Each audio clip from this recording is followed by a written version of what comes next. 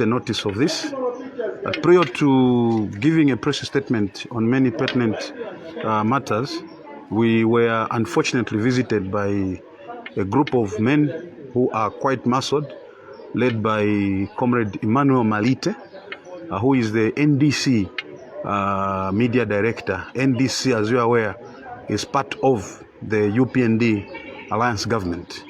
And we were almost disrupted because of them. And even when we left, they started following us. When we were giving a statement, a press statement, a printed one, to the mast, they followed the journalist from the mast and asked where we were.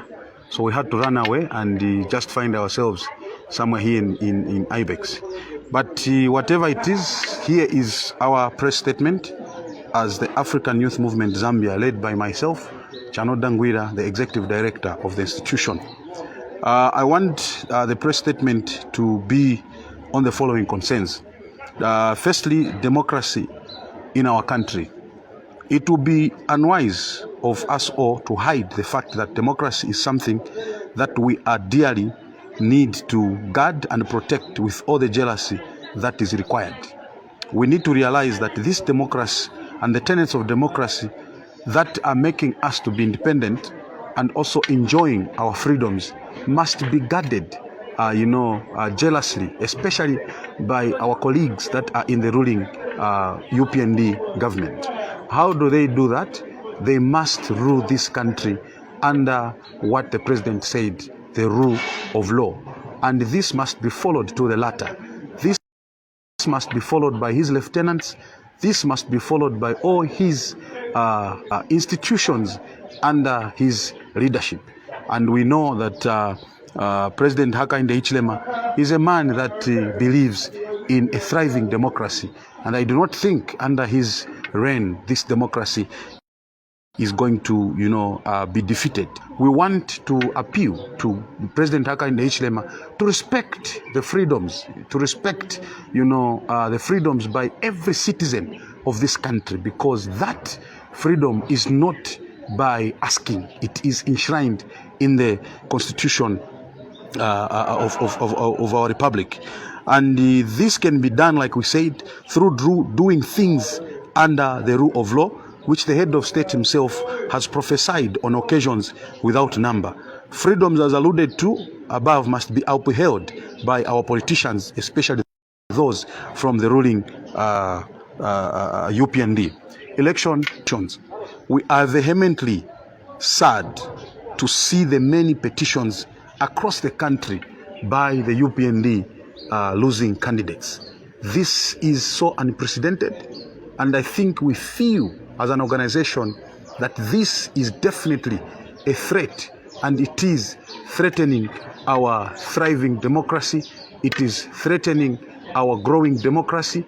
It is threatening our growing multipartism, which our forefathers fought for. Imagine if the UPND were successful in all these petitions. Imagine the harm that it might cause. Not that maybe the courts are going to be, biased towards them. No, but maybe if the Patriotic Front was weak in terms of defending, these petitions, how were we going to be represented in Parliament as Zambians through the Patriotic Front? This means that maybe their aim is to make sure that there is no, checks and balances within and outside Parliament, and that is very sad. And we want the president to, thoughtfully sit down and look at these matters with an urgency that it needs. And also, there's this question that begs serious answers from our head of state. What is it that the New Dawn government is trying to achieve at the end of all these petitions? Are we seeing the rebirth of a one-party state? Are we seeing a situation where laws and bills are going to just be passed in Parliament because of the arrogance of numbers? Is this their aim?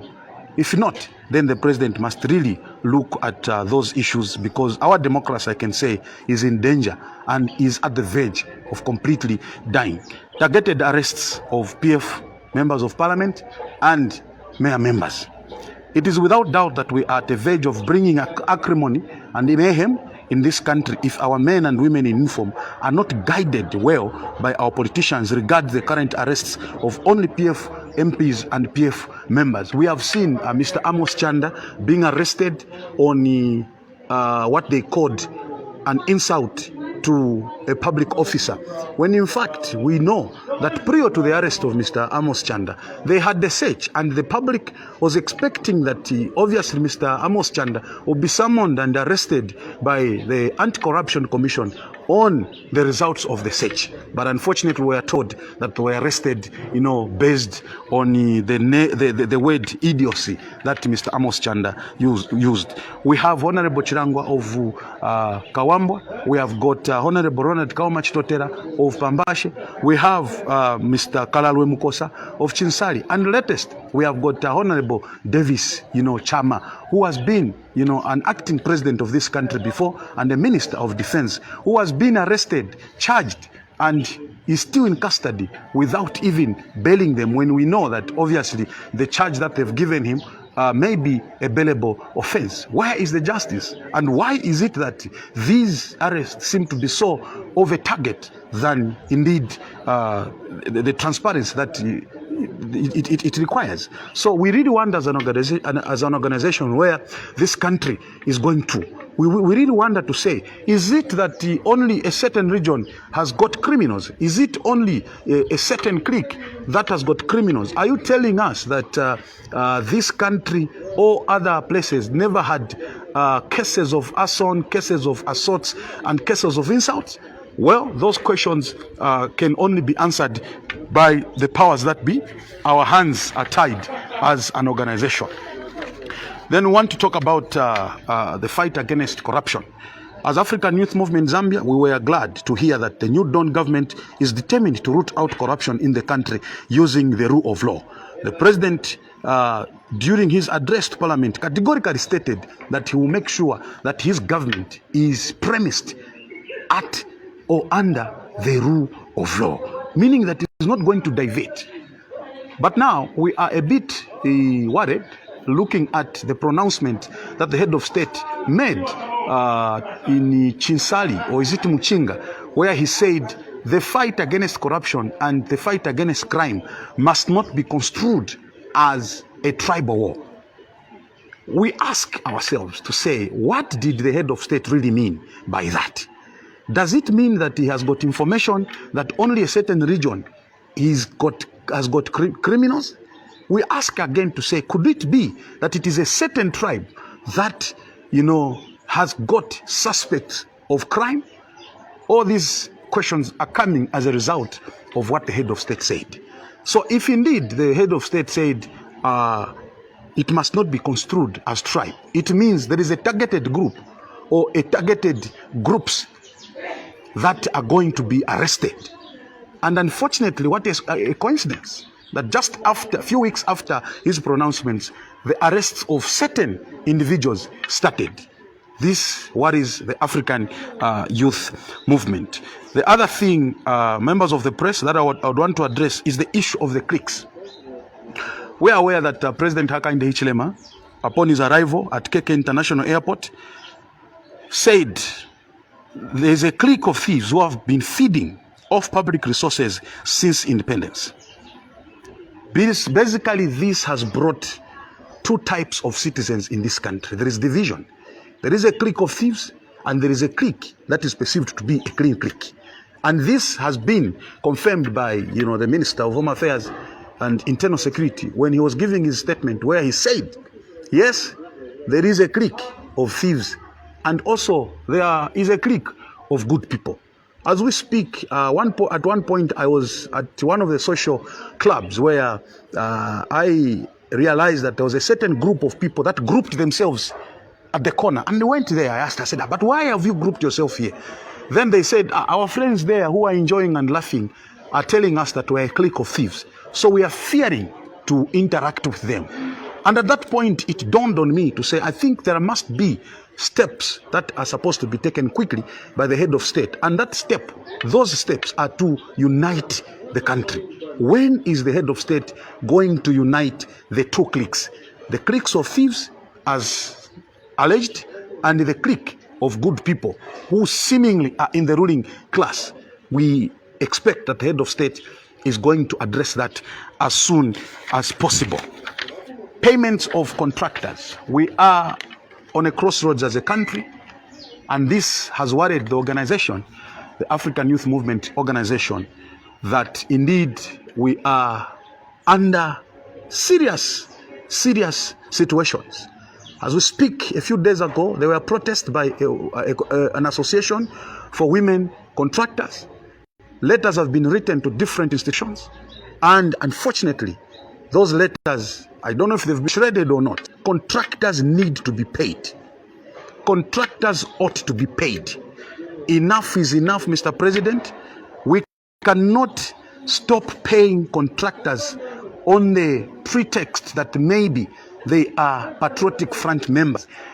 Hence, when we pay them, to empower the Patriotic Front. I think that should not be the case. We must, Mr. President, lift the ban on non-payment of contractors. These contractors have got, some of them, title deeds heaped at banks because they went to borrow the money. These people have got properties heaped at different financial institutions, and that is definitely taking away, the needed, money in the economy. Why don't you pay these contractors, Mr. President? We are aware that the NRFA is able to net about 300 million thereabout on a weekly basis, or is it 2 weeks or every month? So if it is every month, we are talking about in excess of 900 million. Where has that money gone? Could it be that it has gone to jet fuel? Or could it be that it's the one that you're using to buy fertilizer for the farmers?